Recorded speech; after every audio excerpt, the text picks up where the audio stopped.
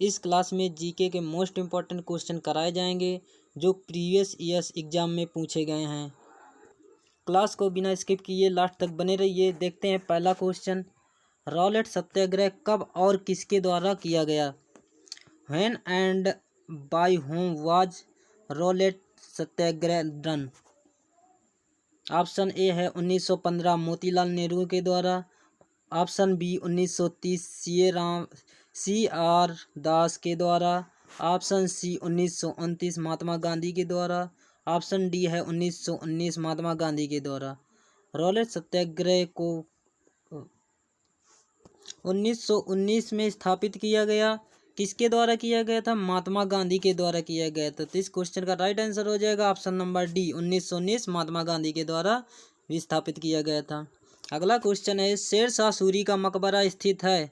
The tomb of Sher Shah Suri is located at Sikandra, Burhanpur, Jabalpur, Sasaram. तो शेर शाह सूरी का मकबरा बिहार सासाराम में स्थित है। तो इस क्वेश्चन का राइट आंसर हो जाएगा सासाराम, बिहार में स्थित है। अगला क्वेश्चन है, कुंभ मेला निम्नलिखित में से किस नगर से जुड़ा है? मेरठ, उज्जैन, मथुरा, वाराणसी। तो कुंभ मेला लगता है 12 वर्ष के अंतराल पर। 12 वर्ष के अंतराल पर कहाँ कहाँ पर लगता है? एक तो उज्जैन हो गया, उज्जैन पर कहाँ पर लगता है? तो क्षिप्रा नदी पर लगता है। नासिक में भी लगता है। कहाँ पर लगता है? नासिक पर। नासिक में कहाँ पर लगता है? तो नासिक में गोदावरी पर लगता है। गोदावरी हो जाएगा, नासिक गोदावरी हो जाएगा। हरिद्वार पर लगता है। हरिद्वार पर कहाँ पर लगता है? तो गंगा नदी पर लगता है कुंभ मेला, गंगा नदी। एक और लगता है प्रयागराज में। प्रयागराज कहाँ पर लगता है? प्रयागराज पर, तो प्रयागराज पर लगता है संगम पर। प्रयागराज संगम। 4 स्थानों पर कुंभ मेला लगता है। कितने वर्ष के अंतराल पर लगता है? तो 12 वर्ष के अंतराल पर लगता है। उज्जैन क्षिप्रा नदी पर लगता है, हरिद्वार गंगा नदी पर लगता है, नासिक गोदावरी पर लगता है और प्रयागराज पर संगम पर कुंभ मेला लगता है। अगला क्वेश्चन देखते हैं, निम्नलिखित में से कौन सा हिंदू मंदिर हाल ही में पाकिस्तान सरकार द्वारा राष्ट्रीय धरोहर के रूप में घोषित किया गया है? कटास राज, पंचतीर्थ, वरुण देव मंदिर, हिंगलाज मंदिर, माता मंदिर। तो हिंदू मंदिर को पाकिस्तान सरकार द्वारा राष्ट्रीय धरोहर माना गया है, तो वो है पंचराज तीरथ। क्या माना गया? राष्ट्रीय धरोहर के रूप में माना गया है। राष्ट्रीय धरोहर के रूप में माना गया है। तो इस क्वेश्चन का राइट आंसर हो जाएगा ऑप्शन नंबर बी। अगला क्वेश्चन है, वायु द्वारा फैलने वाले रोगों का सही समूह चुने। हैजा, आंत ज्वर, तपेदिक निमोनिया, श्लेष्मिक ज्वर, मस्सा, सामान्य सर्दी खांसी, एड्स, आंत ज्वर, निमोनिया। तो हैजा द्वारा फैलने वाले रोग हैं तपेदिक निमोनिया और श्लेष्मिक ज्वर। तो इस क्वेश्चन का राइट आंसर हो जाएगा ऑप्शन नंबर बी। अगला क्वेश्चन है, जमींदारों को किस भू राजस्व प्रणाली के तहत सरकार को एक निश्चित राशि के भुगतान के अधीन अपनी संपत्ति हस्तांतरित करने का अधिकार दिया गया? स्थायी बंदोबस्त, जागीरदारी बंदोबस्त, रैयतवारी बंदोबस्त, महालवारी बंदोबस्त। तो इस क्वेश्चन का राइट आंसर हो जाएगा स्थायी बंदोबस्त द्वारा। किसके द्वारा किया गया? तो कॉर्नवालिस के द्वारा इस अधिकार को अपनाया गया। कॉर्नवालिस के द्वारा इस अधिकार को अपनाया गया। तो इस क्वेश्चन का राइट आंसर क्या हो जाएगा? Option number A. अगला क्वेश्चन है, मंदिर की वास्तुकला के संदर्भ में मंदिर का सबसे महत्वपूर्ण हिस्सा कौन सा है? गोपुरम, मंडपम, प्रदक्षिणा पथ, गर्भगृह। तो वास्तुकला के संदर्भ में मंदिर का सबसे महत्वपूर्ण हिस्सा है वो है गर्भगृह। तो इस क्वेश्चन का राइट आंसर हो जाएगा मंदिर का महत्वपूर्ण हिस्सा गर्भगृह है। तो इस क्वेश्चन का राइट आंसर हो जाएगा ऑप्शन नंबर डी। अगला क्वेश्चन है भारत में निम्नलिखित में से किस संक्षिप्त संरक्षित क्षेत्र में मानवीय हस्तक्षेप प्रतिबंधित किया है?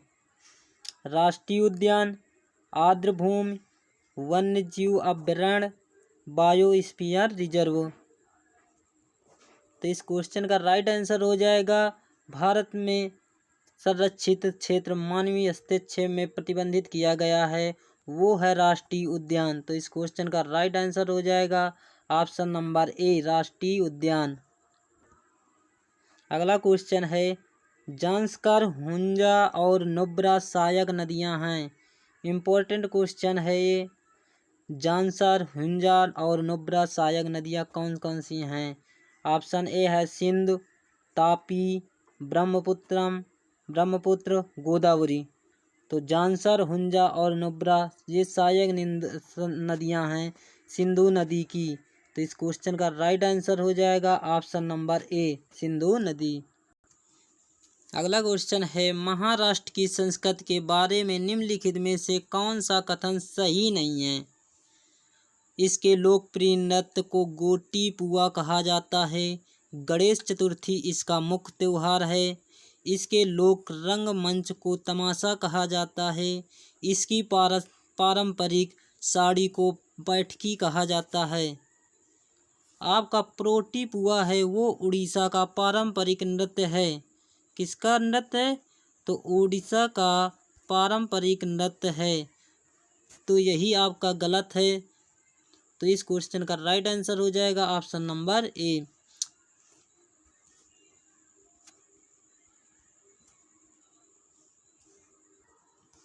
अगला क्वेश्चन है जिस प्लास्टिक को गर्म करने पर आसानी से खराब हो जाता है निम्न में से किस नाम से जाना जाता है?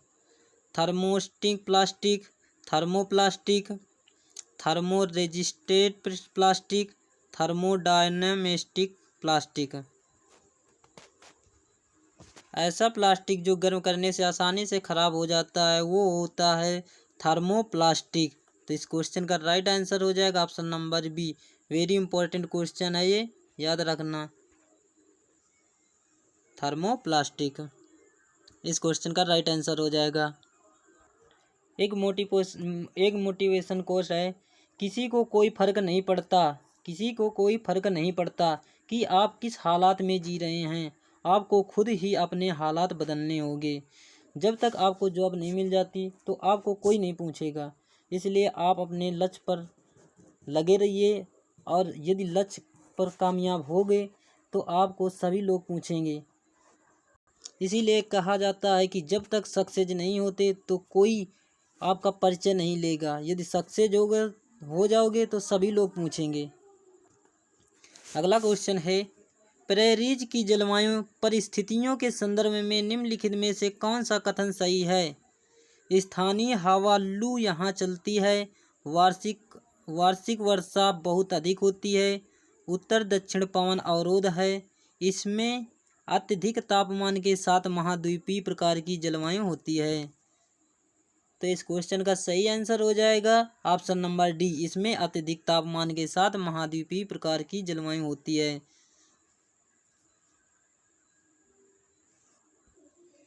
अगला क्वेश्चन है दो राज्यों के बीच के विवाद को भारत के सर्वोच्च न्यायालय द्वारा हल किया जा सकता है। किसके द्वारा हल किया जा सकता है जब दो राज्यों के बीच विवाद होता है? अपीली न्यायिक क्षेत्राधिकारी के द्वारा, सलाहकारी क्षेत्राधिकारी के द्वारा, पर्यवेक्षी क्षेत्राधिकारी के द्वारा, मूल न्यायाधिकार के द्वारा। जब दो राज्यों के बीच विवाद होता है तो उसे सॉल्व करने के लिए मूल न्याय अधिकारी के द्वारा किया जाता है। तो इस क्वेश्चन का राइट आंसर हो जाएगा ऑप्शन नंबर डी मूल न्यायाधिकारी। अगला क्वेश्चन है जब पानी में कुछ साधारण नमक मिलाया जाता है तो क्वथनांक और हिमांक पर क्या प्रभाव पड़ेगा? क्वथनांक बिंदु उच्च होगा, हिमांक बिंदु न्यून होगा, कोई परिवर्तन नहीं होगा, केवल क्वथनांक बिंदु बढ़ता है या घटता है। क्वथनांक बिंदु न्यून होगा, हिमांक बिंदु उच्च होगा। यदि पानी में साधारण नमक मिलाया जाए तो उसका क्वथनांक पर तो उच्च होगा और हिमांक पर कम होगा। तो इस क्वेश्चन का राइट आंसर होगा ऑप्शन नंबर ए। क्वथनांक भिन्न होगा, मतलब क्वथनांक उच्च होगा और हिमांक कम होगा, न्यून होगा। तो इस क्वेश्चन का राइट आंसर हो जाएगा ऑप्शन नंबर ए। अगला क्वेश्चन है, विशेष आर्थिक क्षेत्र का गठन आकर्षित करने के लिए किया जा रहा है। क्या किया जा रहा है? तो देखते हैं। ऑप्शन ए है पारंपरिक शिल्पकार, ऑप्शन बी सहकारी कंपनियां, ऑप्शन सी है विदेशी कंपनियां, ऑप्शन डी स्थानीय कंपनियां। तो विशेष आर्थिक क्षेत्र का गठन आकर्षित करने के लिए विदेशी कंपनियों का किया जा रहा है। तो ऑप्शन नंबर इस क्वेश्चन का राइट आंसर हो जाएगा ऑप्शन नंबर सी, विदेशी कंपनियां। अगला क्वेश्चन है, बीपी मंडल आयोग की स्थापना पिछड़ेपन के कारणों का अध्ययन करने के लिए की गई। अनुसूचित जनजाति के लिए, अनुसूचित जाति के लिए, ग्रामीण महिलाएं एवं बच्चे के लिए, सामाजिक और आर्थिक रूप से पिछड़े वर्ग के लिए। तो इस क्वेश्चन का राइट आंसर हो जाएगा ऑप्शन नंबर डी, सामाजिक और आर्थिक रूप से पिछड़े वर्ग के लिए। यदि पूछा जाए बीपी मंडल की स्थापना कब हुई थी, तो इसकी स्थापना हुई थी 1 जनवरी 1979 में। कब हुई थी? 1 जनवरी 1979 में।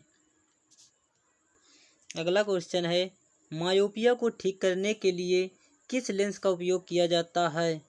इम्पोर्टेंट क्वेश्चन ये भी है। उत्तल लेंस, अवतल लेंस, परवलिक लेंस, बेलनाकार लेंस। मायोपिया को ठीक करने के लिए अवतल लेंस का उपयोग किया जाता है। मायोपिया को निकट दृष्टि दोष कहा जाता है। क्या कहा जाता है? निकट दृष्टि दोष। और निकट दृष्टि दोष को दूर करने के लिए अवतल लेंस का उपयोग किया जाता है। एक क्वेश्चन पूछा जाता है कि दूर दृष्टि दोष को दूर करने के लिए किस लेंस का उपयोग किया जाता है? तो दूर दृष्टि दोष को दूर करने के लिए उत्तल लेंस का उपयोग किया जाता है।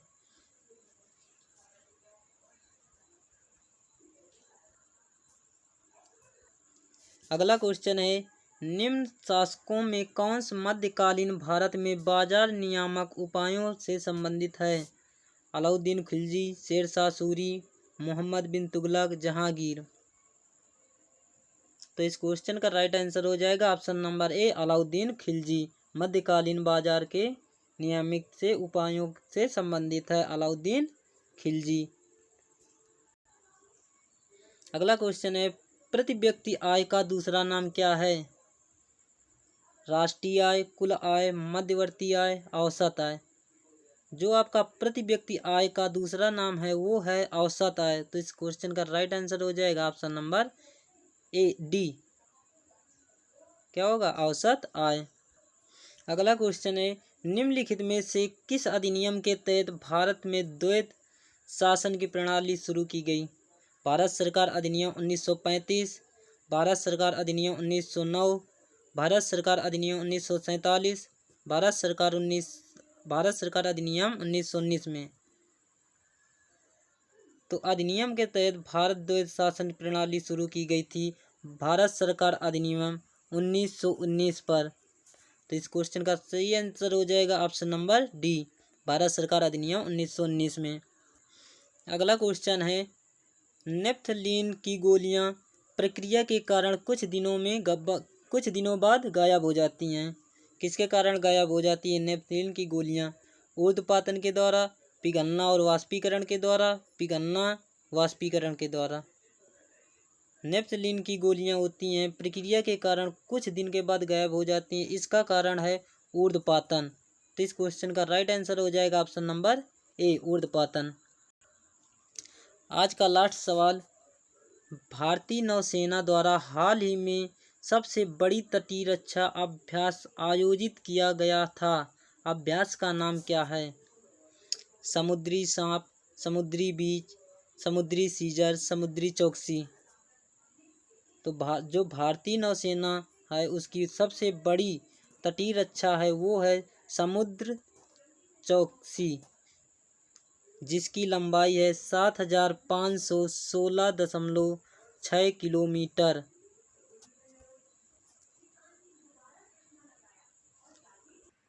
आपके 25 क्वेश्चन कंप्लीट हो गए। क्लास अच्छी लगी हो तो लाइक करना, शेयर करना और चैनल को सब्सक्राइब ज़रूर कर लेना। धन्यवाद।